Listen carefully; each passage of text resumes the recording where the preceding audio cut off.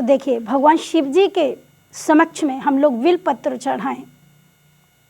ध्यान देना, बिल पत्र में जो 3 दल होते हैं, 3 पत्ते होते हैं, उसमें जो दायां वाला जो पत्ता होता है वह कौन है पता है?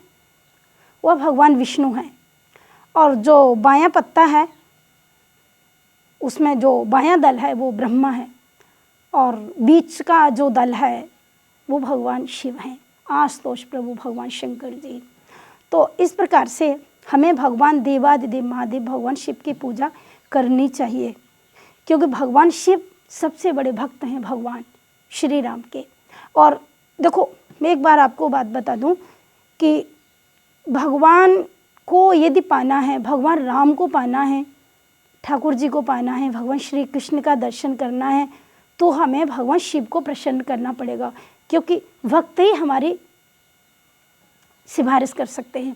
ध्यान देना, मैं आपको बाद में बताऊंगी। यदि भगवान से मिलना है तो किसी की सिफारिश की जरूरत पड़ेगी, और वो सिफारिश कौन करेगा? जो वैष्णव होगा। और वैष्णव, भगवान शिव से बड़ा वैष्णव कोई नहीं हो सकता। वही भगवान शिव हनुमान जी बनकर आए। तो हनुमान जी जब हमारी सिफारिश कर देते हैं भगवान से, भगवान के पास में जाकर के हनुमान जी ने देखो सुग्रीव जी की सिफारिश की, और इतनी बड़ी सिफारिश की कि वो एक जीवात्मा को परमात्मा का मित्र बना दिया। पावक साखी देकर जोरी प्रीत दृढ़ाए, तब हनुमान तो भय दिसी की सब कथा सुनाए। तो ये मैं प्रसंग आपको बताती रहूँगी। हनुमान जी सबसे बड़े भक्त हैं भगवान राम के। देवादिदेव महादेव भगवान शिव भगवान श्री राम को बहुत स्नेह करने वाले, बहुत प्रेम करते हैं।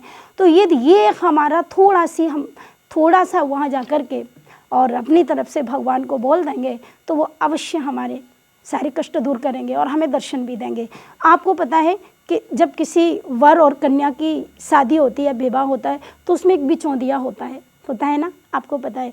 जो बिचौंदिया होता है तो वो क्या करता है, उसका क्या काम होता है? उसका काम सिर्फ यही होता है कि वो कन्या पक्ष के पास जाता है और कन्या के पिता को बोलता है कि देखो वर इतना अच्छा है, ये चूक गए ना तो फिर ये वर नहीं मिलेगा, ये लड़का नहीं मिलेगा, बहुत अच्छा है, बहुत अच्छी सर्विस है, बड़ा सुशीला है और बड़ा सज्जन है, बहुत पैसा कमाता है, बहुत अच्छा है, तो इतना सुंदर लड़का आपको नहीं मिलेगा, फिर आप परेशान हो जाएंगे, हैरान हो जाएंगे, इसलिए विवाह कर दीजिए। तो कन्या के पिता को जाकर के वर की प्रशंसा करता है, और वही जब लड़के के पिता के पास जाता है तो वहाँ जाकर के कन्या की प्रशंसा करता है, और वो बिचौंदिया बोलता है कि देखो इतनी अच्छी लड़की आपको नहीं मिलेगी। क्यों नहीं मिलेगी? बहुत सुशीला है, भोजन इतना सुंदर बनाती है, यदि एक बार उसके हाथ का भोजन कर लोगे ना तो अमृत जैसा स्वाद है उसमें, बड़ी सुशीला है, घर का सारा काम करेगी और बड़ी विनम्रता है उसके अंदर, बड़ी संस्कारित बेटी है, माँ बाप ने क्या संस्कार दिए हैं, ऐसे उसकी बड़ाई करते हैं। तो लड़के के पिता से जाकर कन्या की बड़ाई कर दी, और कन्या के पिता से आकर के वर की बड़ाई कर दी, और दोनों को संबंध करा दिया, दोनों को मिला दिया, दोनों का विवाह करा दिया, पाणी ग्रहण करा दिया। तो जो वो बिचौंदिया है, यदि वो नहीं होता तो इतनी जल्दी इतनी आसानी से विवाह संपन्न नहीं हो सकता। इसी प्रकार से जीवात्मा को परमात्मा से मिलाने के लिए एक बिचौंदिया होना चाहिए, और वह बिचौंदिया कौन है? देवादिदेव महादेव भगवान शिव हनुमान जी। बस वही हमें भगवान से मिलाते हैं। ध्यान देना, संसार के लोग कोई हमारी सिफारिश नहीं कर पाएंगे, ये बेचारे क्या कर पाएंगे, ये तो खुद बंधन में पड़े हुए हैं, ये क्या बंधन तोड़ पाएंगे? हमारे बंधन तो कोई संत तोड़ेगा, कोई वैष्णव तोड़ेगा। तो देवादिदेव महादेव भगवान शिव वैष्णवानाम यथा शंभु, भगवान शिव से बड़ा कोई वैष्णव नहीं, कोई भगवान का भक्त नहीं, भगवान शिव सबसे बड़े भक्त हैं। भगवान शिव क्या बताऊं मैं, हर समय भगवान शिव प्रभु का नाम उच्चारण करते हैं, हर समय नाम उच्चारण करते हैं। तो एक बड़ा सुंदर चौपाई श्री रामचरितमानस में आई है कि भगवान शिव हर समय राम जी का नाम उच्चारण करते हैं।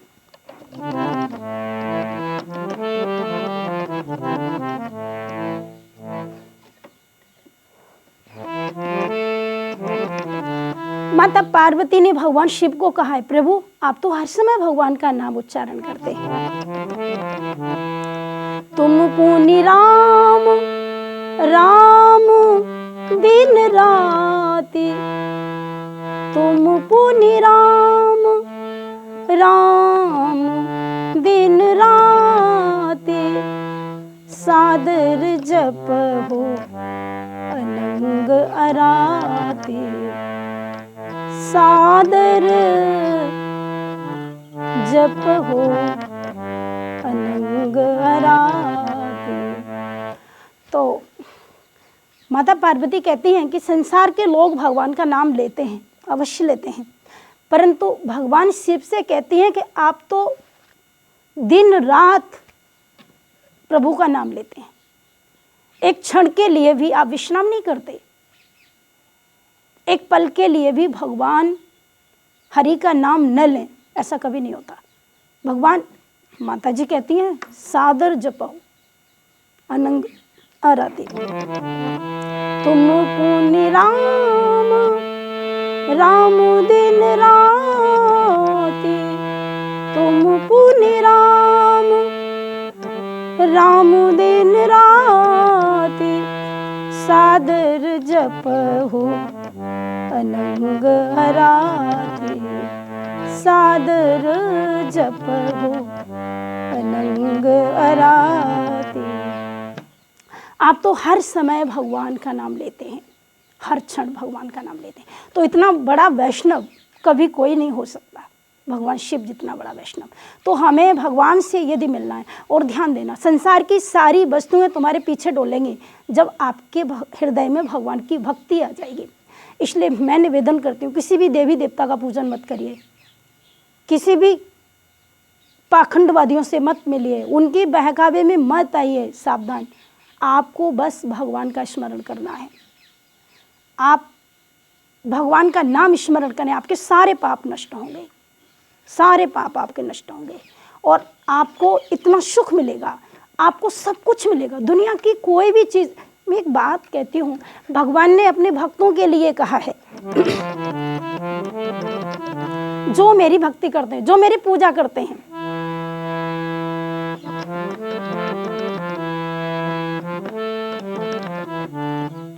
जो मेरी पूजा करते हैं, उनके लिए मेरे पास ऐसा कुछ नहीं है जो मैं नहीं दे सकता।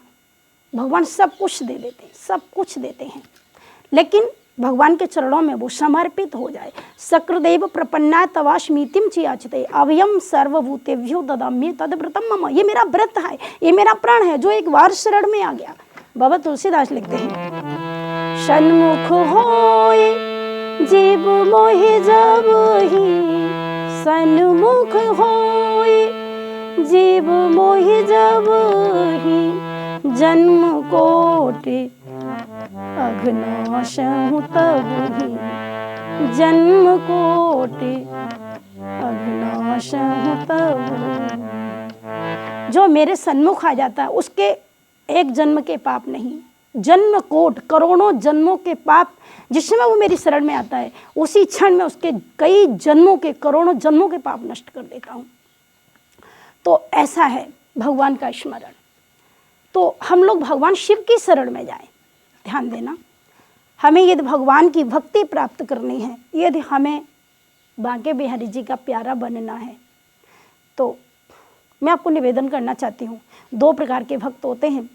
एक तो भक्त ऐसे होते हैं जो भगवान को भजते हैं, जो भगवान की पूजा करते हैं, भगवान का नाम जपते हैं और भगवान का स्मरण करते हैं। और कुछ भक्त ऐसे होते हैं जिनका नाम भगवान जपते हैं, जिनका स्मरण भगवान करते हैं। ऐसे कौन भक्त हैं, मैं बताऊंगी आपको। ऐसे कौन भक्त हैं, संक्षेप में ही बता देती हूँ। ऐसे भगवान शिव हैं और हनुमान जी हैं, भरत जी हैं, जिनका नाम भगवान स्वयं जपते हैं। श्री रामचरितमानस में आया है, भरत जी को भगवान ने, भरत जी का नाम जपा है भगवान ने।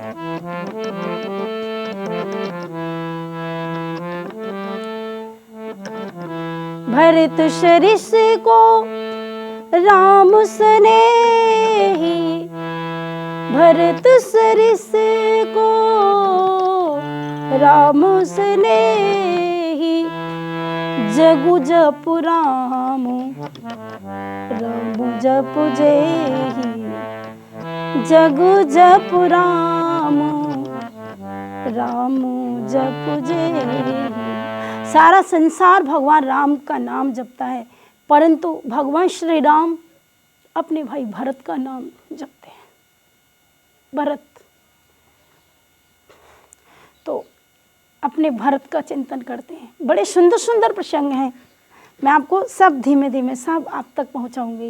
इतने भाव में डुबाने वाले कि संसार पूरा मिथ्या है, संसार में कुछ नहीं।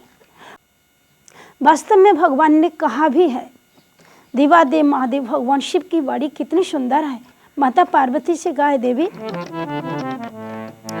उमा कहूँ मैं अनुभव अपना, उमा कहूँ मैं अनुभव अपना, सत हरि भजन जगत सब सपना। सच्चा हरि का भजन, बाकी संसार स्वप्न है। अभी मैंने निवेदन किया था, काल व्याल मुख ग्रास्त्रास निर्णाशेत में, पता नहीं कब मेरा नंबर आ जाए, कब मुझे रिसीव कर ले मौत। तो सतत चिंतन करो। और देखो एक बात कहूँ, मृत्यु कब आएगी वो बता के नहीं आएगी। आपको पता है कि हर जगह आपने देखा है, आप कहीं भी जाएंगे तो कई जगह जब आप घूमने जाते हैं तो कई जगह आपको लिखा हुआ मिलता है, यहाँ पर थूकना मना है, यहाँ पर साइकिल खड़ा करना मना है, यहाँ पर गाड़ी खड़ा करना मना है, यहाँ बैठना मना है। कई बातें लिखी मिलती हैं तो हमें उनके आदेश का पालन करना पड़ता है, जो लिखा है उसी प्रकार से चलना पड़ता है। और कई जगह लिखा होता है यहाँ पर खड़ा होना मना है, यहाँ पर जो भी, परंतु आपने कहीं भी ऐसा लिखा नहीं देखा होगा कि यहाँ पर मरना मना है। मर तो कहीं भी सकते हैं। पता नहीं हम मंदिर में पूजा करने जाएं तो ठाकुर जी के चरणों में ही समर्पित हो जाएं। पता नहीं हम किस कार्य के लिए निकल पड़े, लौटकर घर आए ना आए। तो सतत कभी भी मृत्यु जब पैदा होते हैं हम तो साथ ही जन्म लेती है और कितना बड़ा साथ देती है। संसार के सारे लोग हमें भूल जाते हैं परंतु मृत्यु नहीं भूलती, वो सतत हमारे साथ रहती है।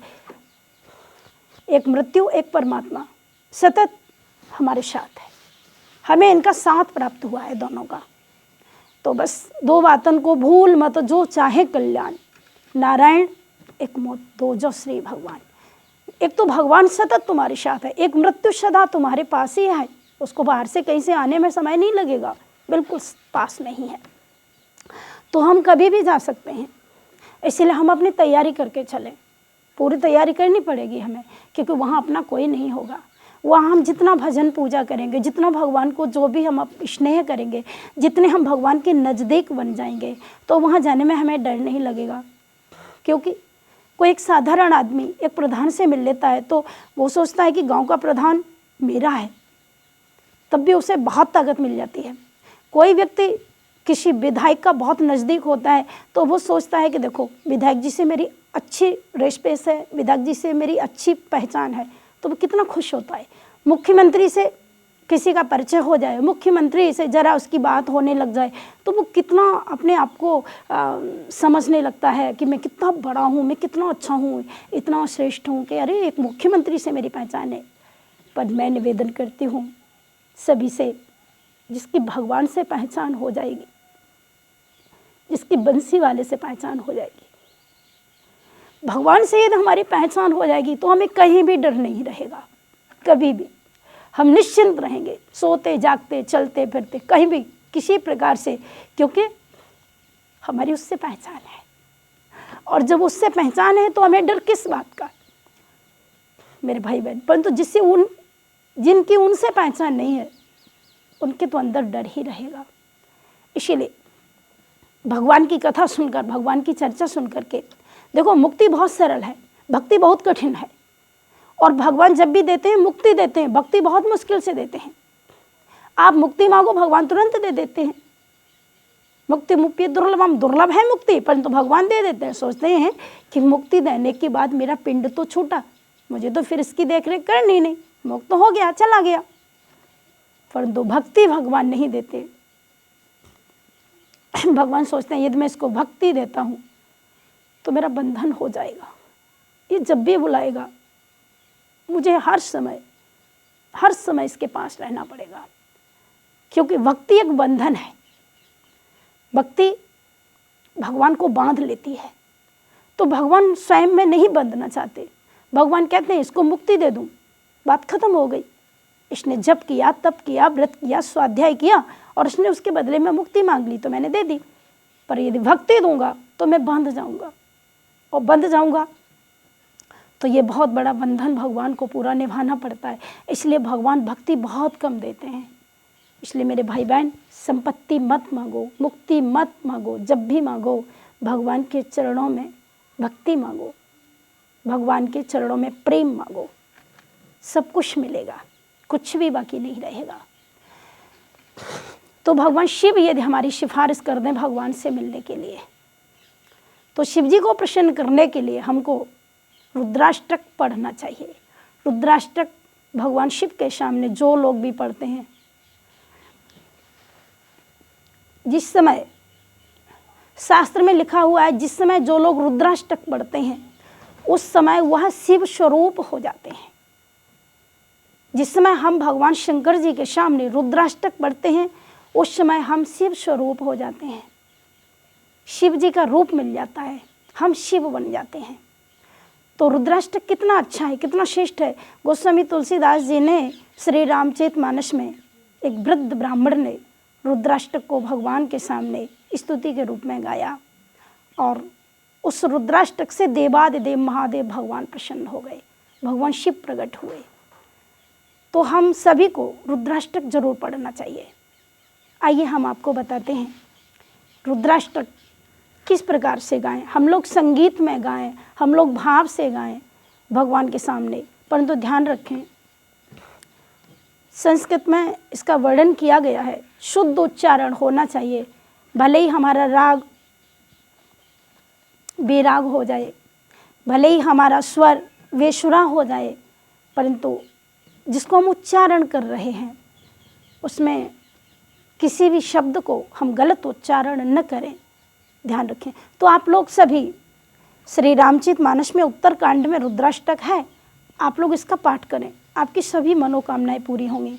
भगवान शिव का आशीर्वाद आपको प्राप्त होगा आपके घर में, क्योंकि भगवान शिव का एक नाम है भूत भावन, भूतों के नाथ।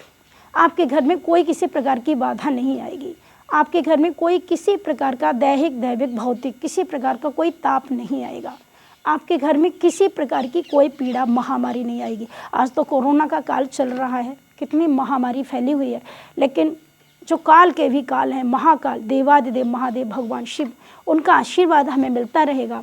और हम यदि भगवान शिव की शरण में हैं तो वो तो काल को भी मारने वाले हैं, वो तो महाकाल हैं, काल के भी काल हैं, फिर ये कोरोना क्या बिगाड़ेगा हमारा। तो मेरा निवेदन है आप डॉक्टर पे अवश्य भरोसा करिए, परंतु जो सारे संसार का भव रोग को दूर करता है ऐसे डॉक्टर मेरे देवादिदेव महादेव भगवान शिव हैं।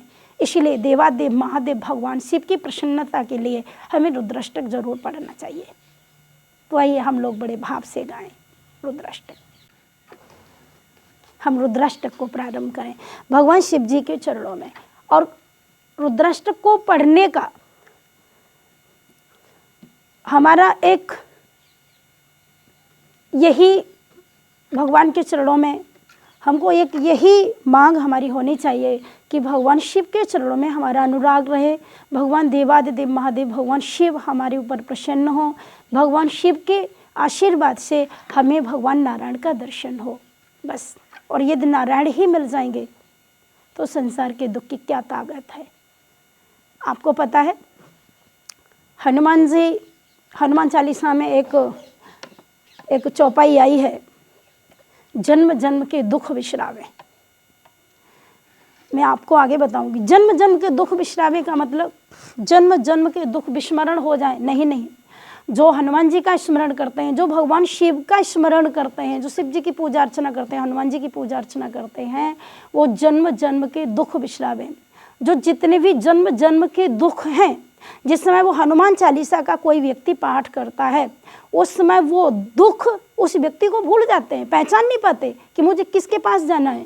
और मुझे किसको पीड़ा देनी है वो भूल जाता है, वो हनुमान का रूप बन जाता है, वो शिव रूप बन जाता है। तो जन्म जन्म के दुख बिसरावे का मतलब दुख हमारे नहीं बिसर जाते, बल्कि दुखों को हमारा विस्मरण हो जाता है, दुख हमें पहचान नहीं पाते। और जब दुख हमें नहीं पहचान पाते तो हम भगवान की शरण में हैं, फिर संसार में कोई भी हमको दुख नहीं दे सकता, कभी नहीं दे सकता। आइए हम रुद्राष्टक को पढ़ें।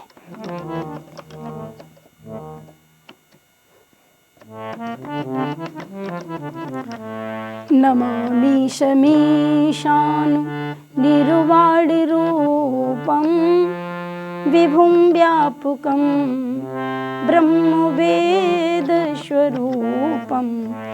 नमामि शमीशानं निर्वाणरूपं विभुं व्यापकं ब्रह्मवेदस्वरूपं। निजं निर्गुणं निर्विकल्पं निरीहं चिदाकाशमाकाशवासं भजेऽहं। निराकारमोकार मूलं तुरीयं गिराज्ञानगोतीतमीशं गिरीशं। करालं महाकाल कालं कृपालं गुणागार संसार पारं नतोऽहं। तुषारादृशं काश गौरं गभीरं मनोभूतिकोटि प्रभाश्रीशरीरं। स्फुरन्मौलिकल्लोलिनी चारुगङ्गा लशदुभालवा लेन्दुकण्ठे भुजङ्गा।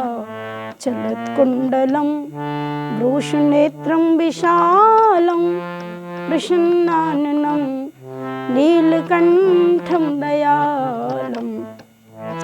मृगाधीशचरिमां वरं मुण्डमालं प्रियं शङ्करं सर्वनाथं भजामि। प्रचण्डं प्रकृष्णं प्रगल्भं परेशम् अखण्डं अजं भानुकोटिप्रकाशं।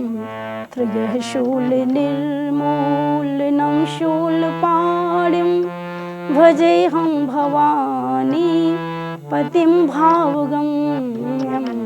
कलातीतकल्याण कल्पान्तकारी सदा सज्जनानन्ददाता पुरारी। चिदानंद संदोह मोहापहारे प्रसीद प्रसीद प्रभो मन्मथारे। नयावधि उमानाथ पादारविन्दं भजन्ति ह लोके परे वानराणां। न तावत् सुखं शान्ति संतापनाशं प्रसीद प्रभो सर्वभूताधिवासं। न जानामि योगं जपं नैव पूजां न तोऽहं सदा सर्वदा शम्भुतोऽभ्यं। जराजन्म दुःखो गतातप्यमानं प्रभो पाहि आपन्न मामीश शम्भो। रुद्राष्टकमिदं प्रोक्तं विप्रेण हरतोषये। ये पठन्ति नरा भक्त्या तेषां शम्भुः प्रसीदति। ये पठन्ति नरा भक्त्या तेषां शम्भुः प्रसीदति। तेषां शम्भुः प्रसीदति। बोले शंकर भगवान की जय, श्री हनुमान जी महाराज की जय, श्री सीताराम जी महाराज की जय, राधा कृष्ण भगवान की जय। सभी सब्सक्राइबरों से मेरा निवेदन है आप सभी लोग जुड़े रहें इस चैनल से। आपको बहुत बहुत धन्यवाद। बहुत बहुत साधुवाद। आप सभी को ठाकुर जी का आशीर्वाद प्राप्त हो। भगवान शिव की कृपा आपके ऊपर सदा बनी रहे। जय श्री राधे।